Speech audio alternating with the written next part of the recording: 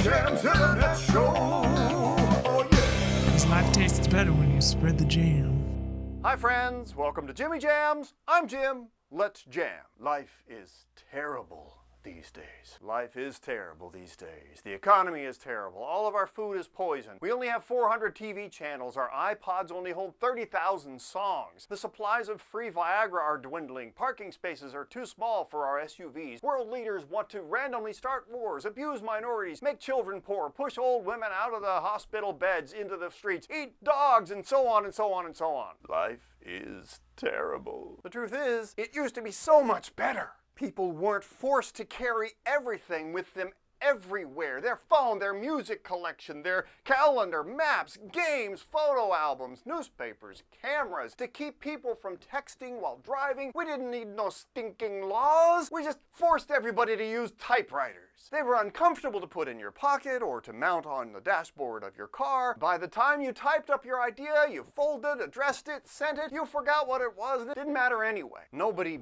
beeped, ranged, tinkled, or jingled. No one suddenly erupted in an Enrique Iglesias tune. No one walked down the street and appeared to be talking to himself.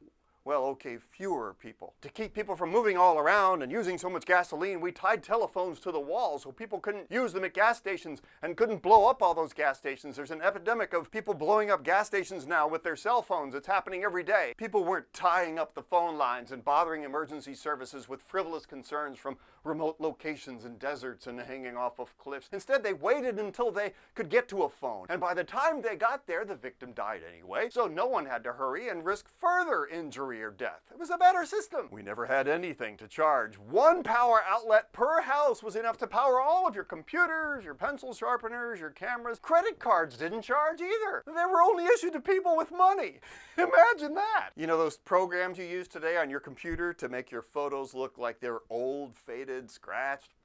Unnecessary. It happened naturally. And in the cave that my family lived in, I was the remote control. My dad would just grunt and I would actually get up from my chair, walk to the TV, and turn a knob. A knob! I miss knobs. I know you're probably saying, oh my gosh, you had to move? Doesn't that cause your heart to race? Did you have heart attacks? Yeah, I know. It was risky, but somehow we did it. Fortunately, we only had about 4 channels, so that kind of protected us. TV had only one little 3-inch speaker. It was not complicated. None of this surround sound with all these wires going around the room, tripping your children and strangling them. And at school, no one ever had their cell phone confiscated. No one ever lost their calculator. Car alarms were much more stable. Somebody actually put spam in my family's mailbox, and believe it or not, it was pretty good on crackers. We even had the internet, it's just that it hadn't been assembled yet. We got it from the Philippines somewhere. It was in this big box in an airport hangar at Langley Research Center in Virginia. Finally, somebody from the porn industry read all the instructions and, well, you know, the rest is, yeah.